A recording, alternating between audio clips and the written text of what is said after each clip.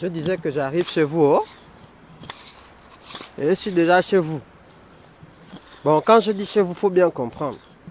Bien comprendre. Parce que parfois, c'est quoi? Regardez, regardez. Je suis chez vous. Donc là on est. Je vous prends à témoin. Hein. On est à Libreville, hein, voilà, capitale du Gabon. Hein, bon, écoutez. Et là, c'est le stade omnisport Angondje du futur. Hein, bon, voilà. Entretenu comme il faut, vous voyez bien, hein, entrée nord, entrée sud. Alors, entrée nord, c'est l'entrée des gens du G9. Il n'y a que les gens du G9 qui entrent par là. Ouest, là-bas, là, c'est d'autres gens, c'est plus les gens de Libreville. Vous pouvez voir vous-même, hein, parce que je vais commenter le Gabon émergent. Hein? Donc, alors, si vous regardez bien devant, parce que j'aimerais vraiment me mettre à la place des dirigeants du Gabon. Voilà, vous voyez ce tram. C'est un tram gabonais. Hein, bon, voilà, c'est les trams modernes. Hein, vous voyez, il est tout blanc pour symboliser la couleur du PDG. Hein, parce que le PDG aime le blanc, hein, l'immaculé. Hein, bon, voilà. Et puis, ben, je vais vous amener à penser comme nos autorités. Parce que moi, je trouve que vous, les Gabonais, vous critiquez trop les autorités. Et c'est juste que vous ne savez pas comment vous positionner comme les grands types. Vous ne maîtrisez pas la vision des grands types. Vous ne connaissez rien. En tout cas, bref, c'est ça. Donc, on va essayer d'aller étape par étape. Déjà, je suis en train de me balader dans un des parcs les plus modernes de Libreville. Là, hein, bon, voilà. Mais je voulais vous parler des céfatiers, de la céfateraie. D'abord, vous avez remarqué que le plan stratégique Gabon émergent est vanté de partout. C'est-à-dire que j'ai vu récemment des gens féliciter notamment la cruche Alianga d'avoir apporté le développement au Gabon. Hein, bon, ça c'est pas mal. Ensuite, j'ai entendu que Ali Bongo avait également poussé, en tout cas entraîné, tiré le Gabon sur la route du développement. C'est pas mal. Et à un moment, je me suis dit, il faut absolument que j'essaye d'entrer dans l'esprit, le cerveau, la tête des personnes qui parlent comme ça. Parce que c'est pas tôt de dire, oui, le PDG ça, oui, le système si. Essayons un peu de réfléchir comme ces gens-là. Essayons de réfléchir comme c'est difficile, mais on va essayer, d'accord? On va essayer. Bon, déjà, j'aimerais vous dire quelque chose. Effectivement, nous naissons tous au Gabon avec des lunettes qui nous empêchent de voir la réalité. C'est-à-dire qu'au lieu de voir les belles choses que ces gens nous font, nous on est là que pour voir le mal partout.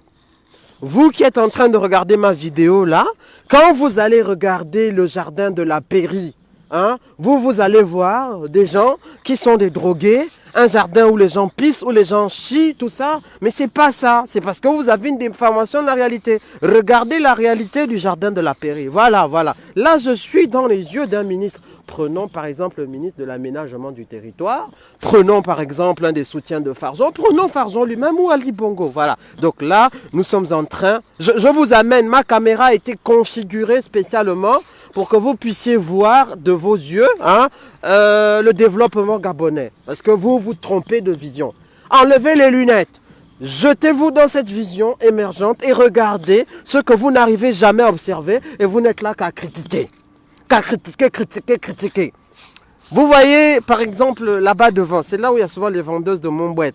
C'est là-bas qu'elles se mettent en général. Voilà, je montre le doigt parce que vous puissiez voir. En fait, quand vous arrivez, vous voyez venez voir là. Voilà, c'est par là-bas. Mais regardez de vos yeux. Ok? Moi, je veux que vous regardiez.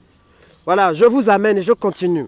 Voilà, parce que je n'aime pas les gens qui, comme vous, êtes de très mauvaises intentions. Vous n'êtes pas sérieux. Bon, voilà. Donc, quand Alianga dit que Ali Bongo a amené du développement, mais enfin, vous-même, vous venez de voir. Vous venez de regarder vous-même. Même les arbres sont développés, mais c'est pas possible. Regardez comment ils sont d'une mignoncité mignonne. Mais enfin, hein, comment vous ne voulez pas que le mec, quand il se réveille le matin, en passant à la pairie, comme je viens de vous montrer, se dise que vraiment j'ai bien travaillé. Et il a effectivement bien travaillé. Donc, première chose, on va commencer par voir les choses comme il voit. Bon, comme je disais aussi, vous êtes chez vous, dans une maison que vous croyez être une bicoque. D'accord? Vous croyez même que vous êtes locataire. Parce que vous êtes convaincu que vous payez un loyer à quelqu'un à la fin du mois. Entre-temps, c'est pas vrai. Et vous croyez que vous vivez dans un quartier sous-intégré, un quartier où il n'y a pas de route, un quartier où il y a des inondations. Non. chers compatriotes, non.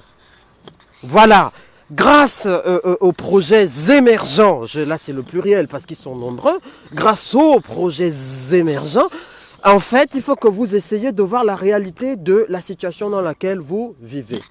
D'abord, à toutes les personnes de venir voir des cocotiers, j'aimerais vous expliquer ceci. Si vous êtes dans une maison en planche, donc voilà, coupé-cloué, et qu'il y a de l'eau qui monte, sachez que c'est une vision d'hallucination. Vous êtes sous l'effet d'Iboga, c'est faux. En fait, non, jamais il y a eu d'eau chez vous. Et vous verrez même que cette eau-là, si vous essayez par exemple de vous noyer dedans, ça ne marchera pas. Ben non, ça ne marchera pas. Ça ne marchera pas. Parce que c'est pas une vraie eau, parce que c'est une eau qui est dans votre tête. Vous savez, il y a des problèmes de schizophrénie, où les gens imaginent des choses qui ne sont pas réelles. Donc, c'est la vision du ministre, du Premier ministre, du Président, ainsi que de tous ceux qui les accompagnent, c'est de vous expliquer la réalité des choses, telles que vous ne les voyez pas, parce que vous êtes tous atteints d'une forme de maladie généralisée, qui touche plus d'1,8 million de la population, enfin, 1,850 000, parce qu'il faut enlever tous ceux qui ne voient pas comme vous, parce qu'ils ont une vision extra-lucide, hein, attention. Hein. Donc, vous n'êtes pas en condition de juger parce que vous êtes tous atteints d'une forme de maladie, c'est quelque chose de génétique. Tu nais au Gabon, tu respires l'air du Gabon. Ah non, c'est pas bon. C'est pas bon parce que déjà, tu vas avoir un problème qui va t'empêcher de voir la réalité comme il faut. C'est-à-dire que toi, tu vas voir le Mapane comme étant un quartier sous-intégré. Entre-temps, c'est un quartier avec des immeubles souvent de 10-15 étages où les gens vivent assez décemment. Hein. Il y a des boulangeries à foison. Enfin, vous voyez. Et puis, vous dites que le boutiquier du coin, hein, chez lui, là, c'est sale, c'est machin. C'est faux. Mais c'est faux, hein. C'est faux parce que Ndemba, mon femme Ndemba, c'est toi qui l'appelles comme ça. Ndemba, il s'appelle pas déjà comme ça, il a un autre nom, hein, parce que tu te trompes. Et en plus, quand tu vois sa boutique, c'est pas comme ça qu'elle est. Non, c'est un hypermarché. C'est un hypermarché, c'est juste que toi, comme tu ne sais pas faire les grands pas, mais du coup, quand tu fais 3 ou 4 pas, tu as déjà fait le tour de la boutique de Ndemba. Entre-temps, en réalité, dans la réalité vraie du ministre, qui vient dans ton quartier faire souvent ses courses Ndemba, l'hypermarché du coin, dans sa réalité vraie à lui, mais Ndemba, mais même Mbolo est petit. Mbolo est petit. Mbolo est petit, je suis désolé. Donc ça, c'est un deuxième élément. Je vous amène vraiment à reconsidérer le développement de vos quartiers, surtout les populations de Tingélé. Bon, vous dites qu'il y a les braqueurs, les voleurs, mais non, mais enfin, vous avez des agents de sécurité nocturne, c'est-à-dire des gens qui courent souvent dans vos quartiers, entre les maisons, qui se faufilent. Et quand vous entendez au voleur, ou bien il m'a braqué. En fait, non. Ce sont des agents de sécurité qui font des tests, en fait, de grandeur nature, au cas où un jour il y aurait des braquages à Kingélé, par exemple. Hein, on ne va pas stigmatiser un quartier parce qu'il y a des tests de sécurité. C'est que vous ne vivez pas dans un pays développé, en fait. Vous ne savez pas ce que c'est que de tester, par exemple, la sécurité. Voilà. Habituez-vous, changez votre mentalité. Essayez de partager le live pendant que vous y êtes, s'il vous plaît.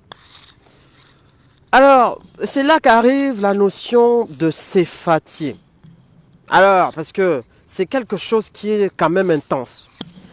Imaginons que comme dans votre mauvais cœur, vous êtes comme ça, hein, imaginons que vous vous disiez que vous n'avez pas d'argent. Donc, vous n'avez pas de CFA pour les gens qui sont en Afrique centrale, en général, vous n'avez pas de CFA. Bon, on va considérer la vision du ministre, du président, ainsi que tout le reste. Bon, en fait, dans votre propre situation, alors vivez, voyez comme eux, hein, vous êtes des menteurs. Déjà, vous êtes... Non, mais je suis obligé de vous dire ça. Parce que parfois, vous savez, il y a des gens qui n'aiment pas dire la vérité aux autres. Vous mentez. Vous êtes plein d'argent, mais vous ne savez juste pas comment aller le chercher. Il est dans votre poche, mais vos yeux, noyés par la haine contre le système, vous empêchent de voir la puissance de tout cet argent qui est dans votre poche. Je tiens à vous le dire parce que même à l'église, on vous dira la même chose. Le pasteur vous ouvrira les yeux, il fera tomber le voile, les écailles, pour que vous voyiez la profondeur de vos poches. Il faut encore que ce soit des gens extérieurs à vous, hein, des autorités, qui viennent vous révéler ces choses.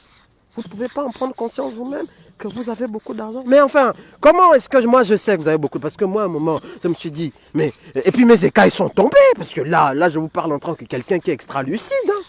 Moi, j'ai vécu une expérience, mais ça m'a ouvert les chakras. Hein. Bon, les chakras, mais même mes chakras, là, ils sont ouverts. Enfin, tout dépend quel chakra. Mais ils sont ouverts quand même. Et du coup, qu'est-ce que je peux vous dire? Je peux vous dire ceci. Vous habitez dans n'importe quel quartier du Gabon. Allez, je ne vais même pas dire Libreville, j'élargis. Bon, sortez de chez vous. Sortez de chez vous. Là, après ce live. Hein, pas maintenant, parce que sinon vous n'aurez plus Internet et ce sera de votre faute. Bon, donc vous sortez de chez vous et vous regardez la verdure. Regardez, je vais vous montrer un test grandeur nature. Vous voyez, là, on a de la verdure. Mais en fait, en réalité, quand on a les yeux du ministre, les arbres que je viens de vous montrer, un arbre comme celui-là, qui est donc planté en plein Akanda pendant que je vous parle, cet arbre s'appelle le céfatier. Donc, comme certains d'entre vous n'avez pas la bonne vision, vous n'êtes pas en capacité de voir les céphas qui pendouillent, hein, parce que là, ils sont nombreux, hein, il y a beaucoup de céphas là. Donc, regardez bien, je vais vous montrer à quoi ça ressemble, un céfatier. Donc le céfatier, pour ceux qui n'ont pas compris, c'est l'arbre à cueillir des céphas. C'est l'arbre qui produit des céphas. Donc en fait, là je suis en train de toucher le céfatier. Hein. Après je vais vous faire un Western Union. Regardez bien. Donc là on a des feuilles de céphas. Là c'est des 10 000 parce que en fait ça c'est un grand arbre. Il y a aussi les arbres qui produisent des 5 000. Il y a des arbres qui produisent des 5 000. Ça c'est le nouveau 10 000. Ça c'est un nouveau 10 000. Vous voyez il est neuf. Voilà, ça c'est le nouveau 10 000. C'est le céfatier. Alors, pour ceux qui vous prennent cette vidéo, vous vivez peut-être à l'étranger, sachez qu'en Afrique centrale, donc les arbres que je viens de vous montrer, là, les céfatiers, qui produisent des céphas, mais c'est juste que vous ne pouvez pas voir.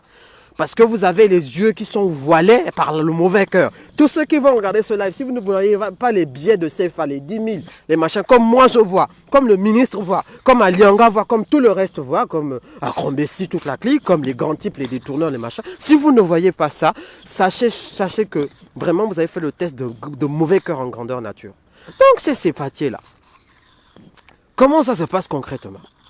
Pour entrer sur la céfateraie, donc la céfateraie, bien sûr, c'est une plantation de céfatiers, hein, qui s'étend d'ailleurs à perte de vue quand on est au Gabon, par exemple. Bon. Donc pour entrer dans une céfateraie, il faut avoir le code pour la trouver. Parce qu'il y a une carte, en fait, une carte de recherche de la céfateraie. Bon, voilà, il faut le trouver. Donc, il faut avoir des genouillères. Pourquoi avoir des genouillères? Parce que tu vas souvent chercher la clé à genoux. Parce qu'il y a une espèce de portail, c'est un grand portail, vraiment un modèle Louis XIV, vraiment un gros truc quoi en fait. Voilà, partagez-moi le live s'il vous plaît. Donc voilà, et vous allez donc prendre les genouillères parce que vous allez souvent être à genoux. Donc le quatre pattes quoi.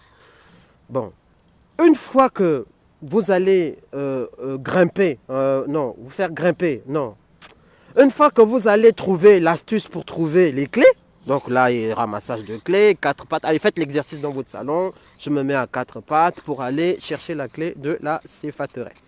Donc, quand vous trouvez cette clé, après moult souffrances, hein, pour parler là le français, vraiment le français, donc ce sont des souffrances physiques hein, on va dire que c'est une espèce de... Vous êtes pénétré par la souffrance. Voilà. Donc, vous faites... vraiment, c'est une souffrance qui vous traverse tout le corps, de bas vers le haut. Enfin, de bas vers le haut. Voilà, c'est ça. Donc, dès que vous trouvez la clé, il faut encore aller vers le portail. Et là, il y a une espèce de marche... elle est un peu sectaire, en fait. La marche, alors, c'est une marche qui ressemble... c'est rien de... Donc, voilà, vous allez vers le portail. Et là, vous ouvrez le portail. Oh mon Dieu, des céfatiers. Ah, mais je croyais que j'étais pauvre. Entre-temps, dans mon jardin, il y a des grands arbres, des okumbés de céphas, mais c'est pas possible. Et là, vous allez réaliser. Là, vous parlez déjà comme eux quand ils arrivent à l'aéroport. Hein, parce que c'est à Libreville, tu parles comme les petits bantous. Attention. Hein, parce que nous, à l'aéroport, moi, je parle comme eux maintenant. Attention. Hein, là, c'est pas bon. Hein. Non, mais c'est pas possible. Moi, je boudais, je disais, ouais, il n'y a pas d'argent au Gabon. Entre-temps, il y a des céfatiers. Oh là là, mais qu'est-ce que j'étais de mauvaise langue. Oh, c'est dégueulasse quand même. Allez, allez, allez, le premier céfatier, tu cueilles, tu cueilles, tu cueilles, tu cueilles. Tu le mets dans le bac, toujours à genoux, attention. Parce que là, dans cette affaire, on ne doit pas se mettre debout. Sinon, on ne souffre pas. Là, donc tu finis avec la genouillère, tu finis avec les céfatiers, tu entretiens la céfateraie, et puis tu rentres chez toi avec les céfas. Et tu oses dire à la face du monde que le Gabon est un pays sous-développé après ça. Tu oses dire à la face du monde qu'on ne t'a pas amené de l'émergence. Tu oses dire à la face du monde que les autorités n'ont pas raison quand elles disent qu'elles ont amené du développement dans ce pays. Vous êtes une bande d'ingrats. You are a band of ingrats. Eh oui, je suis obligé de vous le dire. Mais enfin, c'est pas possible. Quel pays au monde vous envierait? N'a pas. Quel pays au monde? Tout le monde est en train de dire que le Gabon est un pays. Sauf vous. Vous n'avez pas honte. Donc, s'il vous plaît, reconsidérez votre vision du pays. Les nids de poules n'existent pas, hein, ce sont des visions de votre esprit. C'est juste que, bon, parfois quand vous êtes dans les secousses entre deux moments de votre vie, par exemple, vous êtes fait larguer par votre copine, vous montez dans un taxi, et puis votre cœur il chavire un peu, vous ne savez plus trop où vous en êtes, et bien ça fait des petites secousses. Les embouteillages, mais non, mais c'est pas la voiture qui est lente, c'est vous qui n'allez pas assez vite. Non, il n'y a pas d'embouteillage.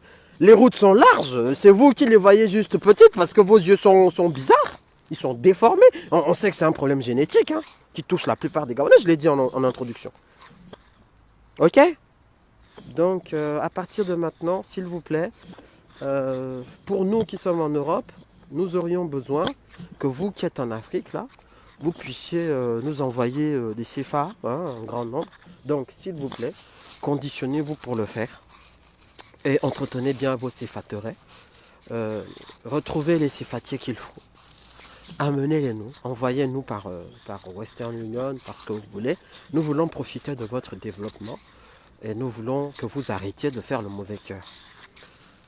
Vous l'aurez compris, toute ma vidéo est ironique. Il n'y a pas besoin d'expliquer l'ironie. L'ironie, c'est l'ironie.